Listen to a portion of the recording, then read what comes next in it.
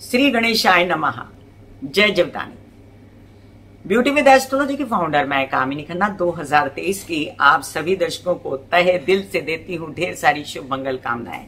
ईश्वर करे ये साल आपके लिए बहुत ही अच्छा रहे।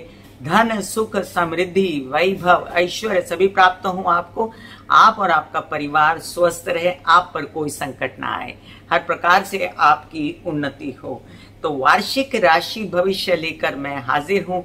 ये वर्ष जो शाकंभरी नवरात्र के साथ शुरू हुआ है बहुत ही शुभ है और इस वर्ष में शनि, गुरु, राहु, केतु ये चारों मुख्य ग्रह जो हैं ये बदल रहे हैं। 17 जनवरी 2023 को शनि जो हैं ये कुंभ राशि में प्रवेश कर जाएंगे। 22 अप्रैल 2023 को गुरु जो हैं वो प्रवेश कर जाएंगे मेष राशि में और 30 अक्टूबर को राहु और केतु बदल रहे हैं। राहु क्रमशः चले जाएंगे मीन राशि में और केतु कन्या राशि में। तो वार्षिक राशि भविष्य जो मैं आपके लिए लेके आई उसमें मैं आपको डेट सहित सब बताने वाली हूँ। खबरदार हो जाइए, कागज पेंसिल लिखिए लीजिए और लिखना शुरू करिए। मैं जो यहाँ पर राशिफल बता रही हूँ ये राशि और लग्न दोनों के लिए है और जिन लोगों को कंसल्टेंसी चाहिए उनके लिए मैंने व्हाट्सएप नंबर दिया हुआ है। कुंभ राशि वालों को 2023 की मैं कामिनी खन्ना ढेर सारी शुभ मंगल कामनाएं देती हूँ। ईश्वर करे आपकी सुख समृद्धि धन वैभव ऐश्वर्य में वृद्धि हो और आप पर कोई संकट ना आए, इसी में प्रभु से प्रार्थना कर देती हूँ। आइए आगे चलते हैं और जानते हैं 30 साल बाद लग्न में शनि आ रहा है और राशि पे भी शनि आ रहा है। तो याद रखें कि अगर आपकी कुंभ राशि है तो आपकी हृदय पर 7.5 लग रही है और ये 7.5 आपको कठिन न जाए, इसलिए महामृत्युंजय के जाप, शिव जी की आराधना, हनुमान जी की आराधना निरंतर स्वरूप से करते रहना है। इसके साथ जो दूसरी बात हम कर सकते हैं वो ये है कि शनि के लिए आप महाकाली की भी आराधना, दुर्गा सप्तशती के पाठ भी करा सकते हैं, जिससे आपके जीवन में सुख और आनंद की आपको अनुभूति होगी। अगर बात करें हम कुंभ लग्न वालों की तो उनके लिए बेहद ही अच्छा पीरियड आ रहा है और आपके कॉन्फिडेंस में वृद्धि, आपकी नेक नामी में वृद्धि। आप अगर नेता हैं, अभिनेता हैं, आप पत्थर, पेट्रोल, लकड़ी या ऐसा कोई काम करते हैं जिसमें राजनीति है, भाषण देते हैं, आपका कोई ऐसा काम है जिसमें आप डॉक्टर हैं, सर्जन हैं, पुलिसकर्मी हैं, बड़े बड़े ओहदों पे हैं, तो आपकी तो निकल पड़ी। आप कई सारे काम ऐसे बना डालेंगे जिससे आपकी बहुत ज़्यादा नेकनामी, अवार्ड्स, रिवॉर्ड्स और आपकी बहुत सारी प्रशंसा होगी। अब आप ही के लग्नेश हैं शनि जो आपके तृतीय भाव को देखते हैं और काम आपको जब बहुत मिलता है तो आप ही पीछे हटना शुरू हो जाते हैं, जो कि बहुत अच्छी स्थिति नहीं है।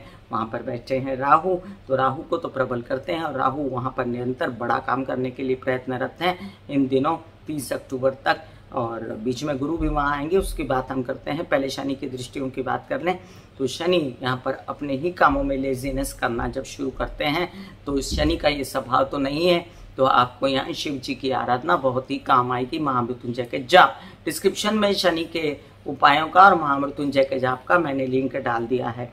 अब आगे चलें। शनि की सप्तम दृष्टि जो है आपके विवाहित जीवन, व्यवसायिक पार्टनर पर पड़ेगी, जिससे आपको उनके साथ बना के रखनी। उनका स्वभाव बिल्कुल अलग, आपका स्वभाव बिल्कुल अलग, लेकिन आप डोमिनेशन में मत पड़िएगा।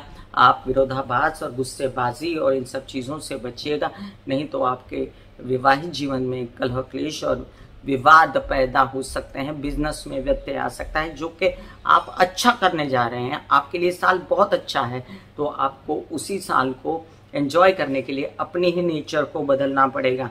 अब शनि की दशम दृष्टि जो है अपने ही कार्यस्थल पर वृश्चिक राशि के घर पर पड़ती है, जहां पर कार्यस्थल पर झगड़े करना या पिता से विवाद करना या किसी भी काम में कच कच मच मच करके त्रस्त होना, स्ट्रेस में आना, ये आपकी नियति ना हो। इसलिए निरंतर हनुमान जी की आराधना करना और सुंदरकांड के पाठ पढ़ना, 7 बार हनुमान चालीसा करना आपके लिए बहुत अच्छा रहेगा। चलिए, ये तो शनि की बात हुई और शनि के विषय में बहुत सारी बातें मैंने पहले भी कई सारे वीडियोस में बताई हैं आपको। अब मैं बात कर रही हूँ गुरु की। तो 17 जनवरी को कुंभ में आ गए शनि और आपके लिए 7.5 हृदय पर चढ़ती हुई राशि वालों के लिए और लग्न वालों के लिए बहुत अच्छी स्थिति। यहाँ पर गुरु की बात करते हैं।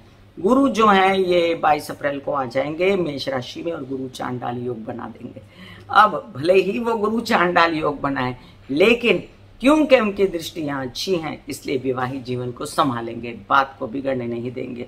क्योंकि उनकी दृष्टियां अच्छी हैं, कामों को बिगाड़ने नहीं देंगे और सद्बुद्धि फिर भी रहेगी, छोटे भाई बहनों का साथ रहेगा, उत्साह कायम रहेगा, पराक्रम रहेगा।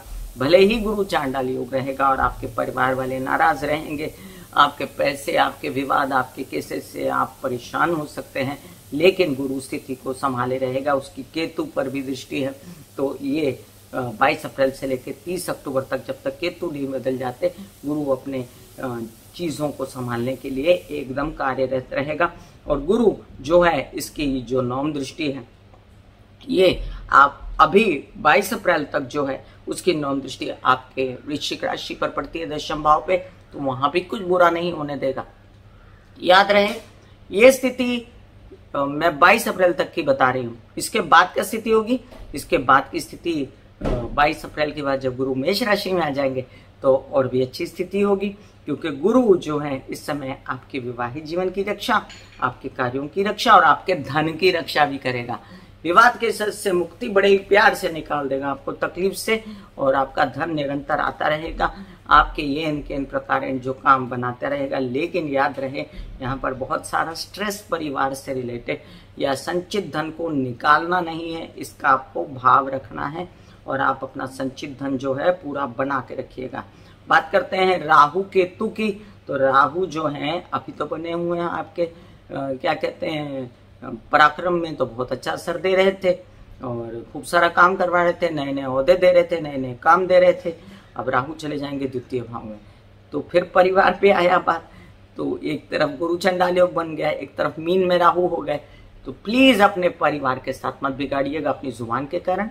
किसी गलत व्यक्ति को परिवार में एंट्री मत दीजिएगा जो कि आपकी बात बिगाड़े आपके परिवार में। और साथ साथ आपके संचित धन को संभाल के रखिएगा। ये नहीं कि एफडी उड़ा दी, जेवर बेच दिए, प्रॉपर्टीज बेच दी, सबको संभाल के रखिएगा। याद रखें कि आप राहु केतु के उपाय भी डिस्क्रिप्शन में लिंक देख सकते हैं। अब बात करते हैं हम केतु की, तो केतु महाराज आपके भाग्य भाव में साल की शुरुआत में 30 अक्टूबर तक विराजमान है। आधे अधूरे सही काम बनाते हैं, शुक्र के घर में है और मंगल शुक्र का ये कॉम्बिनेशन, क्योंकि कुजवत केतु आपका कुछ बिगाड़ता नहीं, फिर भी आपको लगता है तो आप हनुमान जी की आराधना कर सकते हैं। जब केतु 30 अक्टूबर के बाद आपके अष्टम स्थान पर आएंगे, रसौली, किसी प्रकार का फोड़ा, फुंसी, बीमारी, ऑपरेशन, इनसे आपको बचना पड़ेगा। और बचना कैसे है? महामृत्युंजय के जाप और प्रैक्टिकल रह के हरी चीजें खाइएगा। वो घर जो है अष्टम भाव आपका बुध का घर है, बुध के सारे उपाय करिएगा। आपका पंचम भाव का भी स्वामी है, तो बुध के उपाय मैंने डिस्क्रिप्शन में लिंक डाल दिया है, आप वो उपाय करते रहें तो आपकी मानसिक व्यथाएं सब समाप्त होती रहेंगी। और आप ना हो तो आप पन्ना भी पहन सकते हैं, आप ना हो तो आप लाजवर्द भी पहन सकते हैं, लाजवर्द लैपिस जिसे कहते हैं वो भी धारण कर सकते हैं। उसे बुधवार के दिन धारण किया जाता है शाम 7 बजे, ये भी याद रखें, अपनी छोटी उंगली में। तो ये चीजें एकदम से नीली या नीलम धारण नहीं करना चाहिए। तो ये चीजें आपको जो है निरंतर ध्यान रखनी है। अब जो जिनकी कुंभ राशि, उनका पाया ताम्र होने की वजह से नए कार्यों की योजनाएं सफलता, और साथ साथ में इस बातों से कि सफलता मिल रही तो उसको मेंटेन कैसे करूं, मानसिक तनाव और खर्चा भी रहेगा, याद रखें। अब 7.5 की शनि की बात करें, वो तो है भरपूर, आपको उसका ध्यान रखना है। हृदय पर चढ़ती हुई 7.5 है। और यहाँ नक्षत्रों की बात करें, जो कि मैं कुंभ राशि में भी बता चुकी हूँ, तो 17 जनवरी को पहले धनिष्ठा में थे, जो 14 मार्च को राहु के नक्षत्र अगले शतभिषा में पहुंच गए शनि। फिर 15 अक्टूबर को वो धनिष्ठा में आ गए, क्योंकि वो फिर 17 जून को वक्री हो गए थे और वक्री होकर वो धनिष्ठा में आ गए। फिर 24 नवंबर को वो शतभिषा में चले गए राहु के नक्षत्र में। तो मंगल और राहु के नक्षत्र में विचरने वाले शनि आपके लग्नेश झगड़पट्टी में ना पड़े, किसी गलत व्यक्ति के साथ हाथ ना जोड़े, कोई गलत काम ना करें, किचकिच से बचें, स्ट्रेस से बचें, ब्लड प्रेशर से बचें, एसिडिटी से बचें, ये संदेशा देते हैं। जबकि बहुत अच्छा समय है, खाली ये छोटी छोटी बातों का ध्यान रखना है, क्योंकि 7 महीना 21 दिन जो है राहु के नक्षत्र में रहने वाले हैं शनि, फिर 1 महीना 10 दिन मंगल के नक्षत्र में, और पहले भी ये 14 मार्च तक मंगल के ही नक्षत्र में रहने वाले हैं। तो कई बार लोग कहते हैं कि इतना अच्छा शनि आया, असर क्यों नहीं दे रहा? उसका नक्षत्र देखना बहुत जरूरी होता है। आगे हम ये भी बता दें आपको, शनि के लिए तो वक्री मार्गी होना बहुत स्वाभाविक है और बड़े लंबे समय के लिए शनि वक्री हो जाते हैं और बैंड बजा देते हैं। तो हम बात कर लें कि कब वक्री हो रहे हैं। 17 जून को वक्री हो रहे हैं, 4 नवंबर को मार्गी हो रहे हैं। तो तब क्या करना है, निरंतर शिव जी की आराधना और महामृत्युंजय के जाप, शनि के उपाय डिस्क्रिप्शन में लिंक है, देख लीजिए। आप 4.25 महीना शनि वक्री रहेंगे, तब अपनी एक्सरसाइज, योग, मेडिटेशन को कायम रखिएगा। किसी भी प्रकार से संयम नियम से रहिएगा। मद्यपान, बूजिंग, फैगिंग, मैं हमेशा इसे इंग्लिश में ही कहती हूँ, और क्या कहते हैं, मांसाहार वगैरह से दूर रहिएगा।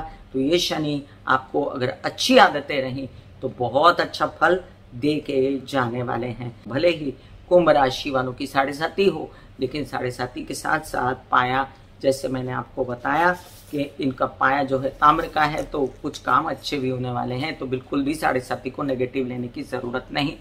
हाँ, पानी ज्यादा पिए, अपने बॉडी में पानी मेंटेन रखें और साथ साथ लिक्विड ज्यादा पिए। छाछ, लस्सी, दूध वगैरह ऐसी चीजें जो लिक्विड्स होती हैं, नारियल पानी, इस सब का इंटेक, सूप वगैरह का इंटेक ज्यादा रखें। 70% बॉडी में पानी को मेंटेन रखें। माता के पैर छूते रहें, बुजुर्गों का आशीर्वाद लेते रहें, तो शनि की शांति होती रहेगी। गॉड ब्लेस यू कुंभ राशि वालों।